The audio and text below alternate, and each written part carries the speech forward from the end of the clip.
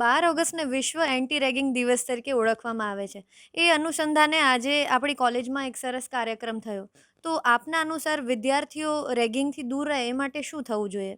જે આ સપ્તાહ ચાલી રહ્યું છે ઓગસ્ટ સુધીનું એન્ટી રેગિંગ સપ્તાહ, તેમાં આજે મુક્તજીવન સ્વામી બાપા મહિલા કોલેજમાં કાયદા નિષ્ણાત અને મારા મિત્ર શ્રી જેમલસિંહ જાડેજા સાહેબનું આજે વ્યક્તિત્વ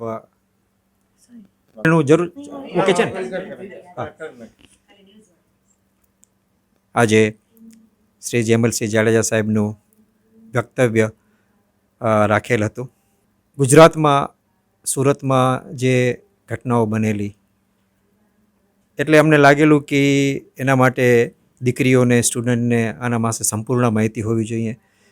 તેમના રાઇટ્સ શું છે, એમાં કયા કયા એક્ટ લાગુ પડે છે.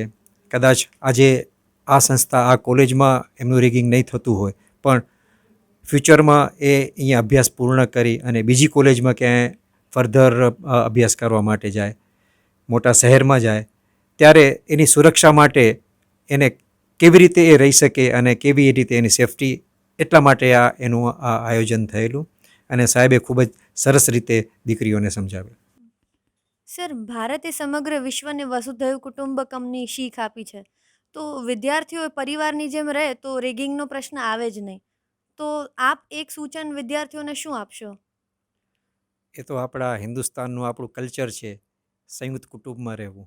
અને થોડું મને આનંદ છે કે હવે ધીમે ધીમે આપણા જેન્ઝી અને આલ્ફાસ બધા એ તરફ વળી રહ્યા છે.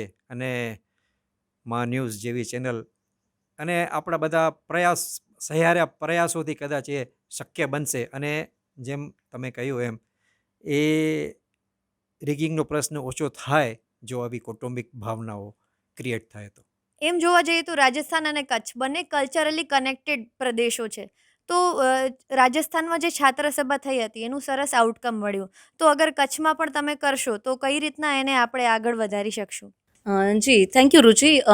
તમે જે એક સ્પષ્ટતા આપી કે રાજસ્થાન અને કચ્છ એ બંને કલ્ચરલી એક જ છે, તો જે રાજસ્થાનમાં ત્યાંના છાત્રોએ એક શબ્દ ઉપર કે અમે આજથી 100 વર્ષ પછી પણ અમારી સંસ્કૃતિનો કયો વિષય છે જેને 100 વર્ષ પછી પણ એમને એમ જોવા માગીએ છીએ કે ટકાવવા માગીએ છીએ, તો એમણે શબ્દ પસંદ કર્યો હતો ખમ્માગણી. અને એના ઉપર એમણે આખું પ્રેઝન્ટેશન કર્યું અને એમણે એ ઇમ્પ્લિમેન્ટ પણ કર્યું છે. તો એવી જ રીતે આપણી સંસ્કૃતિ છે, તો એમાં તો અત્યારે આપણે કામ કીર્તિ સર પણ કરે છે અને જેમલસિંહભાઈ પણ કરે છે. તો એ શબ્દ બહુ જ સારો છે, કચ્છિયત. આપણી કચ્છિયત આજે આવતીકાલે ને હંમેશા ટકી રહેવી જોઈએ. અને એના માટે હંમેશા કહેવામાં જ આવે છે ને કે કચ્છડો બારે માસ, કે તમે કચ્છ છે ને ત્યાં જશો તો તમને બારે માસ તમને સારું વાતાવરણ મળશે. એટલે વાતાવરણ માત્ર પ્રાકૃતિક જ નથી હોતું, એ અંદરનું પણ હોય છે. તો અંદરનું વાતાવરણ સારું ક્યારે રહી શકે છે? તો અત્યારે જે વિશ્વ માંગલ્ય સભા કાર્ય કરી રહ્યું છે, અને એમાં તે વિશ્વ માંગલ્ય સભામાં જે છાત્ર સભા દ્વારા કામ થઈ રહ્યું છે કે સંસ્કૃતિને ટકાવી રાખવી. અને સંસ્કૃતિને ટકાવવા માટે છાત્રોમાં, જે વિદ્યાર્થીનીઓમાં કામ થાય છે. કેમ કે અત્યારની આ જે જનરેશન છે એ જ આગળ જઈ અને ભવિષ્યમાં આપણી સંસ્કૃતિને પકડી રાખશે અને એને વધારે સારી રીતે આગળ વધારશે. તો કચ્છિયત શબ્દ છે એ બહુ જ સારી રીતે કામ કરી રહ્યા છે, ને આગળ પણ હજી આ જે નવી પેઢી છે એ કરી શકશે. हमारे साथ हैं डॉक्टर श्रुति देशपांडे, गुजरात प्रांत संगठन मंत्री, विश्व मांगल्य सभा। मेरा एक प्रश्न है कि विश्व मांगल्य सभा की छात्र सभा संकल्पना क्या है? नमस्कार। विश्व मांगल्य सभा जो मातृ संगठन है वो गत 16 साल से भारत भर में कार्यरत है। और विश्व मांगल्य सभा की मूल संकल्पना ये है कि हर घर में एक सक्षम माँ का निर्माण होना।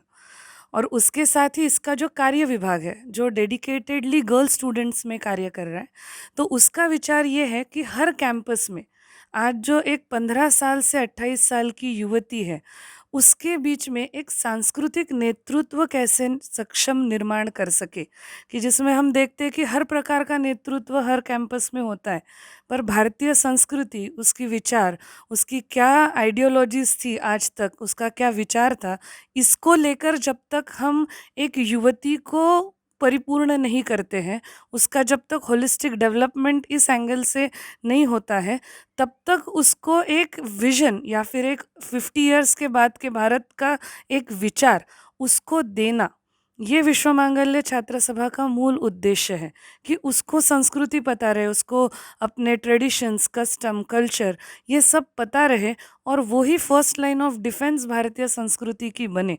और ये विचारधाराएं कैंपसेस में सबसे ज़्यादा स्ट्रांग होती है। एक लड़की ओपिनिएटेड अपने कैंपस के अंदर होती है, तो ऐसी सब सिचुएशन में छात्र सभा के माध्यम से उनको ये विचार देना और उनमें से एक कल्चरल लीडरशिप कैंपस में निर्माण करना, ये छात्र सभा की मूल संकल्पना है। और जिसको हम कहते हैं कि देश के साथ संस्कृति की बात, इस टैगलाइन को लेकर पूरे भारत भर में हमारा प्रवास रहता है हर एक कैंपस में। हाल फिलहाल आपका छात्र सभा का गुजरात प्रवास चल रहा है, तो फिर कच्छ का आपका अनुभव कैसा रहा?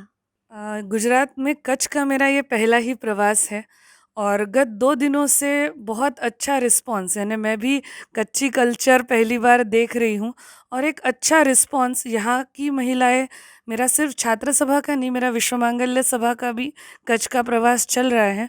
मैं काफ़ी महिलाओं से मिली, काफ़ी महिलाओं के माध्यम से मैं कच्छ को पहले जानना चाहती थी और वो बहुत अच्छे से मेरा ये 2 दिन में प्रवास हुआ। आज पहली बार ही मैं आपके कैंपस में भी आई हूँ और कीर्ति सर के माध्यम से ये बहुत बड़ा मुझे एक अवसर मिला आप सभी के साथ बातचीत करने का। तो कल्चरली तो गुजरात फ्रॉम पास्ट बहुत अच्छे से रूटेड है ही, पर इस कल्चर को एक नेशनल इंटरेस्ट में कैसा कन्वर्ट कर सकते हैं, इसका विचार धीरे धीरे यहाँ पर और बड़ा हो, इसका ही यहाँ पर प्रयास चल रहा है।